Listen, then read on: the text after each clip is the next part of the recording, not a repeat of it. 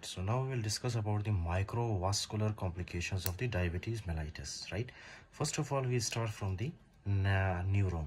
For example, ये आपके पास एक न्यूरॉन, राइट? न्यूरॉन का तो पता है ना आपको, न्यूरॉन होता क्या है? अच्छा, ये न्यूरॉन है आपके पास, आपको पता है न्यूरॉन के अंदर इस तरह से माइक्रो वेसल्स होते हैं, बहुत ही छोटे छोटे माइक्रो वेसल्स होते हैं जो कि क्या करते हैं, हमारे न्यूरॉन्स को ब्लड सप्लाई करते हैं, राइट? क्या है कि डायबिटीज़ मेलाइटस में ये जो वेसल्स है ना, माइक्रो वेसल्स जो कि न्यूरॉन को ब्लड सप्लाई करते हैं, they also become damaged. Okay, ये जो वेसल्स है ये भी डैमेज हो जाते हैं, जिसकी वजह से हमारा जो न्यूरॉन है, न्यूरॉन को ऑक्सीजन एंड न्यूट्रिशन सप्लाई नहीं होती। Okay, oxygen and nutrition supply नहीं होती या कम होती है, राइट? जिसकी वजह से ये जो न्यूरॉन है they will be damaged. Okay, अब ये कौन से न्यूरॉन है? They can be for example they can be your motor neurons. Okay, they can be motor neurons, या तो फिर for example sensory neurons, right? या तो फिर ये हो सकता है आपका ऑटोनोमिक नर्वस सिस्टम, जिसमें sympathetic and parasympathetic nervous system आता है, right? Now you must remember one thing, जैसे ये फॉर एग्जांपल न्यूरॉन्स डैमेज होते हैं ना, इसकी फॉर एग्जांपल क्या प्रेजेंटेशन होती है? फर्स्ट ऑफ ऑल आपने ये याद रखना है, ओके, कि sensory and motor neurons damage होते हैं। सेंसरी और मोटर न्यूरॉन्स सबसे पहले कहाँ पे डैमेज होना स्टार्ट होता है? आपके फॉर एग्जांपल लेग्स में। ओके, लेग्स में, ये थाइज है और थाइज के नीचे क्या है हमारे पास? ये जो एरिया आपको नज़र आ रहा है जहाँ पे आप जुराबे पहनते हो, स्टॉकिंग्स। ओके, तो वो वाला एरिया, वो जो नर्व्स है वो क्या होते हैं? डैमेज होते हैं, जिसकी वजह से आपको क्या सेंसेशन होगी?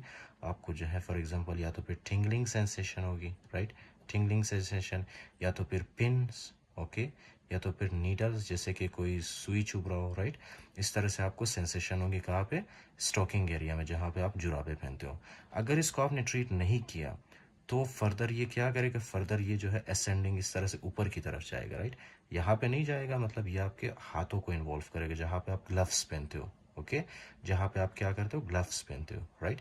दस्ताने, ग्लव्स जहाँ पे आप पहनते हो, तो वो वाले जो नर्व्स है वो भी डैमेज होंगे, जिसकी वजह से आपको tingling, pains, needle sensation, weakness वगैरह फील होगी। जब मोटर न्यूरॉन्स डैमेज होता है तो वीकनेस फील होता है, राइट? आप सही से आप मूवमेंट नहीं कर पाते हो हाथों के, या मतलब आपके फुट के, राइट? मूवमेंट वीक होती है। उसके अलावा जब सेंसरी नर्व्स डैमेज होते हैं यहाँ पे, तो टिंगलिंग, पिंस, नीडल सेंसेशन होती है आपको, राइट? और एक और भी है जिसको हम कहते हैं पैरास्थीजिया। ओके, पैरास्थीजिया। पैरास्थीजिया में ऑब्वियसली दो टाइप्स है, कि hypoaesthesia, hypoparaesthesia and hyper paraesthesia, right? So I will explain them in the neurology. Okay, don't panic now, right? अच्छा, तो इसको हम क्या कहते हैं जब ये डैमेज होता है? इस स्टाइल ऑफ डैमेज को हम क्या कहते हैं? Gloves and stocking. Okay, gloves and stocking distribution. अच्छा, तो इसमें हमने क्या डिस्कस किया? न्यूरोपैथी। ओके, हमने डिस्कस किया क्या चीज़? न्यूरोपैथी। अब ये जो न्यूरोपैथी, ये कौन कौन से टाइप के न्यूरोपैथी होते हैं? Listen very carefully. Okay, the first one is the peripheral neuropathy. Peripheral neuropathy में क्या होता है हमारे पास? ग्लव्स एंड स्टॉकिंग डिस्ट्रीब्यूशन, जिसमें क्या होता है? ये आपका जो फॉर एग्जांपल हाथ है और उसके अलावा जहाँ पे आप जुराबे पहनते हो, राइट? स्टॉकिंग्स, वो वाला एरिया क्या होता है? वहाँ पे मोटर एंड सेंसरी लॉस होता है, राइट? उसके बाद एक और न्यूरोपैथी है जिसको हम कहते हैं autonomic nervous system. Okay, neuropathy, autonomic nervous system neuropathy, right?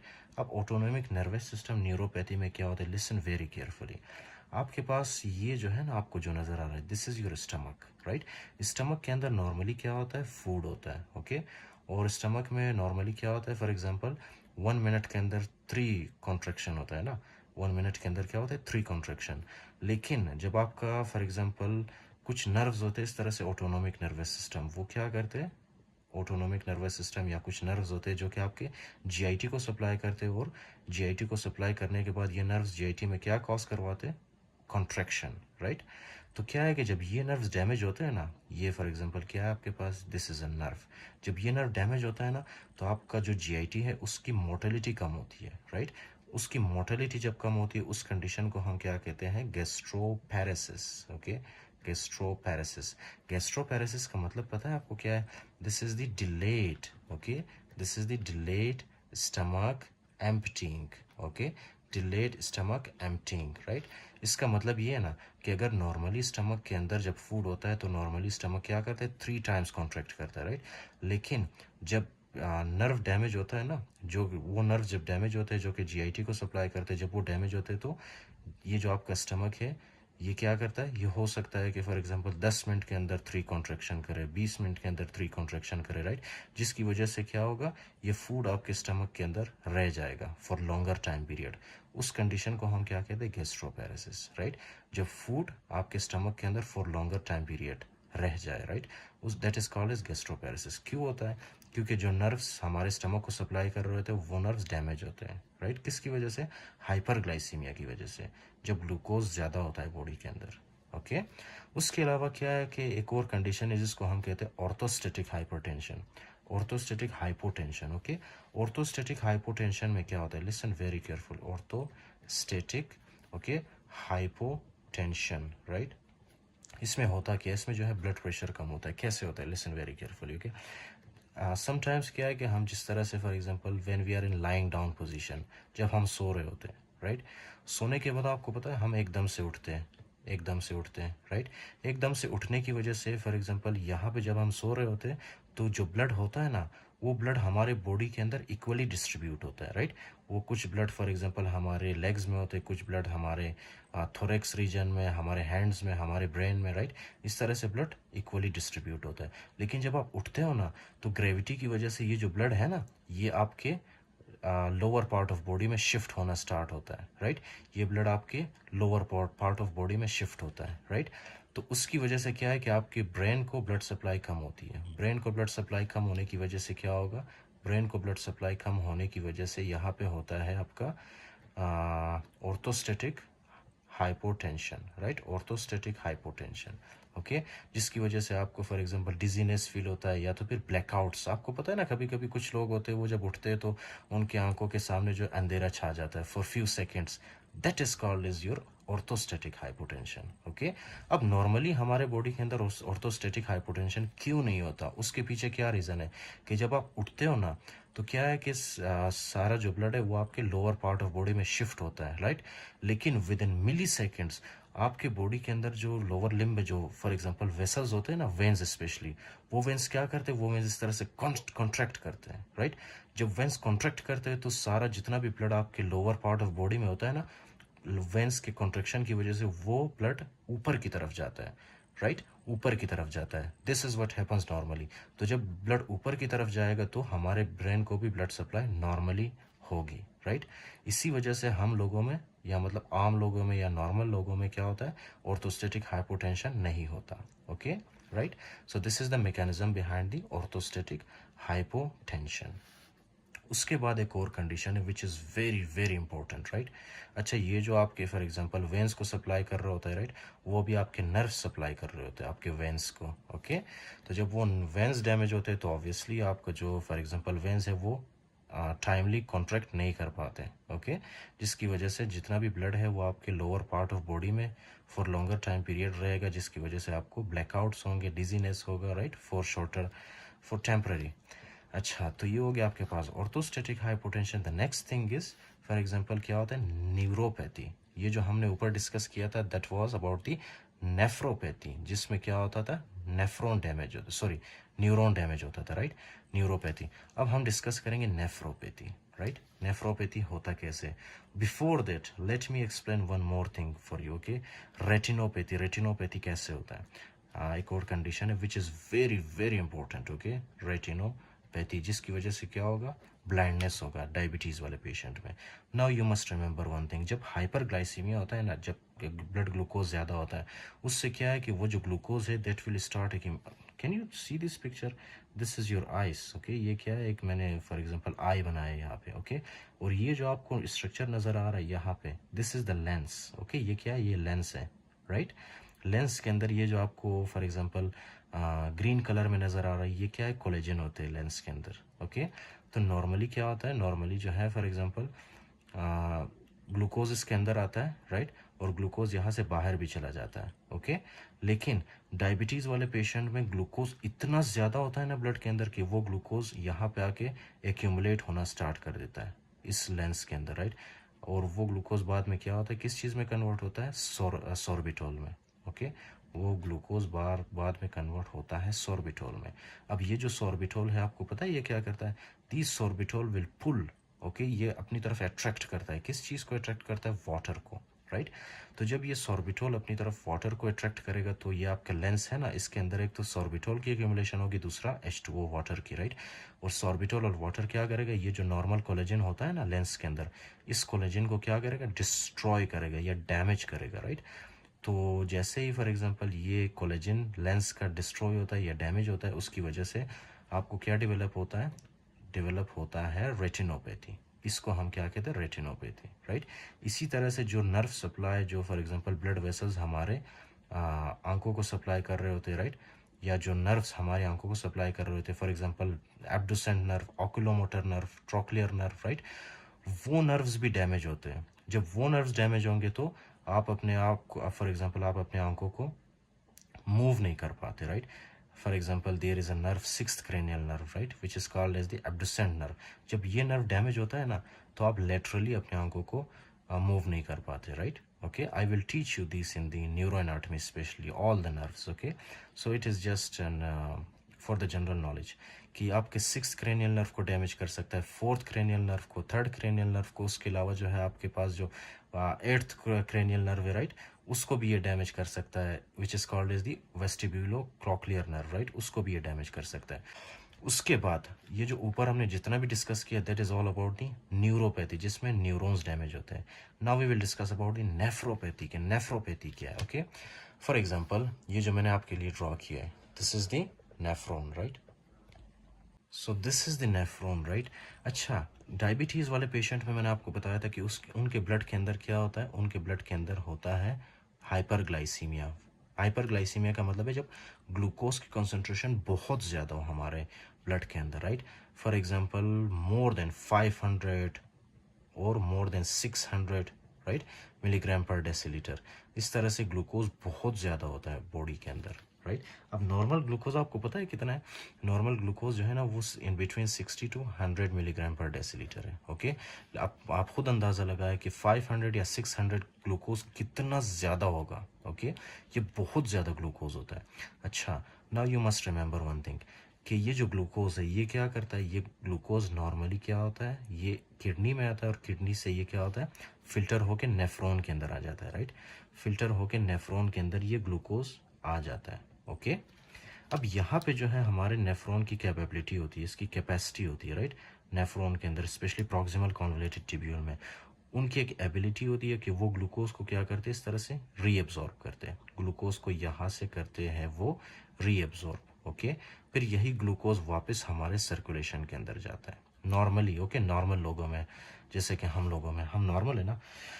उसके अलावा क्या है कि जब ग्लूकोज की कंसंट्रेशन ब्लड के अंदर बहुत ज़्यादा होती है, लाइक 500 to 600, राइट, फिर क्या होता है कि ये जो ग्लूकोज है ना, ये ग्लूकोज इस तरह से लीक होना स्टार्ट कर देता है। ओके, हमारे नेफ्रॉन इसको एब्जॉर्ब नहीं कर पाते, जिसकी वजह से ये जो ग्लूकोज है ये इस तरह से नेफ्रॉन के अंदर आता है, फिर प्रॉक्सिमल कॉन्वोल्यूटेड ट्यूब्यूल, फिर loop of Henle, distal convoluted tubule and collecting duct में, एंड एट द एंड क्या होगा, ये यूरिन में वेस्ट होगा, राइट, जिसको हम क्या कहेंगे, ग्लाइकोज यूरिया। ग्लाइकोज यूरिया का क्या मतलब है कि presence of glucose in the urine. Okay, you must remember one thing, 9th-10th में आपने शायद पढ़ा था कि water moves from the region of high concentration to region of low concentration, right.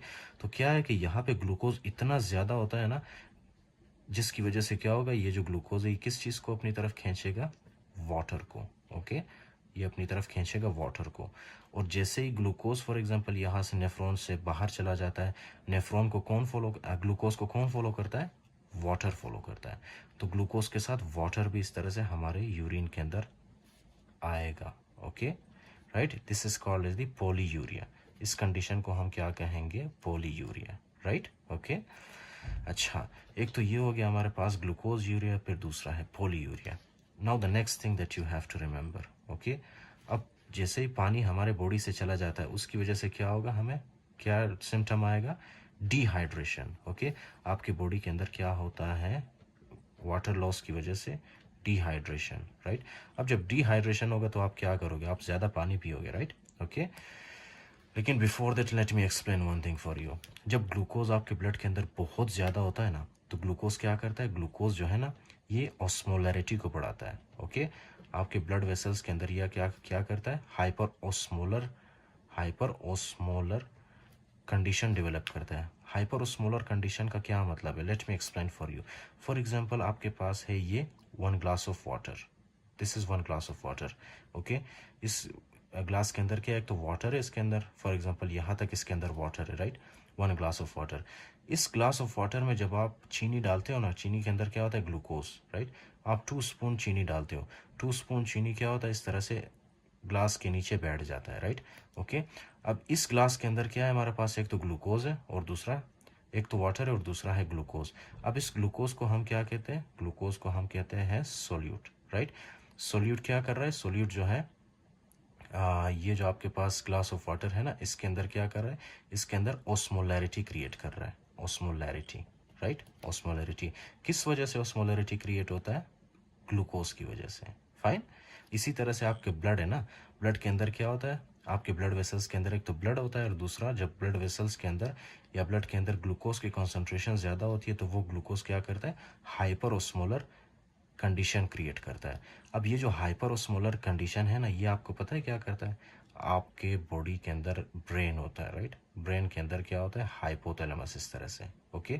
और हाइपोथैलेमस क्या है, हाइपोथैलेमस इसके पास सेंसर होते हैं, राइट। जैसे ही ग्लूकोज की कॉन्सेंट्रेशन ज़्यादा होती है ना, उसकी वजह से क्या होगा, हाइपर ऑस्मोलर सिचुएशन क्रिएट होगा और ये हाइपर ऑस्मोलरिटी जाके हाइपोथैलेमस को स्टिमुलेट करता है। फिर हाइपोथैलेमस क्या करता है, हाइपोथैलेमस स्टिमुलेट करता है आपके थर्स्ट सेंटर को, ओके, थर्स्ट सेंटर को, जिसकी वजह से आपको क्या होता है, आपको प्यास लगती है। जब प्यास लगती है तो आप क्या करते हो, ज़्यादा से ज़्यादा आप पानी पीते हो, राइट। पानी जब आप ज़्यादा पीते हो, इस कंडीशन को हम क्या कहते हैं, पोलीडिप्सिया, पोलीडिप्सिया। तो आप पानी क्यों पीते हो, एक तो आपके बॉडी के अंदर थर्स्ट सेंटर स्टिमुलेट होता है हाइपर ऑस्मोलरिटी की वजह से, और दूसरा आपके बॉडी से वाटर लॉस हो रहा है ग्लूकोज के साथ, राइट, जिसकी वजह से क्या डेवलप हो रहा था, डिहाइड्रेशन। तो इन दो वजूहात की वजह से, दो रीजंस की वजह से आप क्या करते हो, पानी ज़्यादा से ज़्यादा पीते हो, जिसको हम क्या कहते हैं, पोलीडिप्सिया। आपके पास जैसे ही डायबिटीज़ वाले पेशेंट आते हैं ना, उनके अक्यूट मैनिफेस्टेशंस में आपको क्या मिलता है, एक तो वो आपको बताएंगे कि मैं पानी ज़्यादा पीता हूँ, दूसरा उनका जब फॉर एग्जांपल आप यूरिन एनालिसिस करते हो ना, यूरिन में आपको क्या मिलता है, ग्लूकोज मिलता है, राइट। और तीसरी बात क्या है कि वो जो है ज़्यादा से ज़्यादा यूरिन पास करते हैं, ओके। दिन में बहुत ज़्यादा, मतलब नॉर्मली अगर आप 3 से 4 मरतबा जाते हो सकता है ये जो डायबिटीज़ वाले पेशेंट है 10 से 15 बार या 20 बार जो है ये मतलब यूरिन पास करें, ओके, राइट। तो इसमें कौन कौन सी फाइंडिंग्स आपको मिली, एक तो पोलीडिप्सिया, जिसका मतलब है कि आप ज़्यादा पानी पीते हो, दूसरा है ग्लाइकोज यूरिया, ओके, राइट। इसमें आप क्या करते हो, ग्लाइकोज यूरिया में ज़्यादा यूरिन पास करते हो, तीसरा है पोली यूरिया, राइट। अच्छा, एक और कंडीशन है जिसको हम कहते हैं पॉलीफेजिया। अब जाहिर सी बात है, ग्लूकोज क्या है कि ग्लूकोज हमारे सेल्स के अंदर नहीं जा रहा है, राइट, जिसकी वजह से क्या होगा, जिसकी वजह से हमारी बॉडी के जो सेल्स हैं ना, उनके अंदर एनर्जी नहीं होगी, राइट। एनर्जी नहीं होगी तो आपको जो है प्यास ज़्यादा लगेगा, आपको भूख ज़्यादा लगेगा, राइट। आप जितना भी खाना खाते हो, वो जो ग्लूकोज है उनके अंदर, वो ग्लूकोज आपके सेल्स के अंदर नहीं जा पाते, राइट। तो जिसकी वजह से क्या होगा, आपको भूख ज़्यादा लगेगी। उस कंडीशन को क्या कहते हैं, जब भूख ज़्यादा लगती है और आप खाना ज़्यादा खाते हो, उसको हम कहते हैं पॉलीफेजिया, ओके, पॉलीफेजिया, राइट। अच्छा, अब क्या है कि आप ग्लूकोज को अपने सेल्स के अंदर नहीं पुश कर पाते, right, which we discussed in the previous lecture, कि ग्लूकोज डायबिटीज़ टाइप 1 में हो या डायबिटीज़ टाइप 2 में, राइट, ग्लूकोज आपके सेल्स के अंदर नहीं जा पाते, जिसकी वजह से न्यूट्रिएंट्स की डेफिशिएंसी होती है, राइट। न्यूट्रिएंट्स की जब डेफिशिएंसी होती है, so that will lead to weight loss, okay. जब न्यूट्रिएंट्स की डेफिशिएंसी होती है, so that will lead to weight loss, right. तो ये फीचर्स आपको मिलेंगी, एक तो आपके पास आएगा पेशेंट पॉलीडिप्सिया के साथ, दूसरा है पॉलीफेजिया, तीसरा है पॉलीयूरिया एंड वेट लॉस के साथ, राइट। अच्छा, आई will explain for you the diabetic ketoacidosis also. जब आपकी बॉडी के सेल्स जो है ना, उनको जब ग्लूकोज नहीं मिलता तो वो फैट को ब्रेक डाउन करके क्या करते हैं, फैट को ब्रेक डाउन करके वो एनर्जी में कन्वर्ट करते और उसी एनर्जी को वो यूज़ करते, राइट। जब आपके बॉडी के अंदर ज़्यादा फैट लॉस होगा, राइट, फैट की ब्रेक डाउन होगी, so that will also lead to weight loss.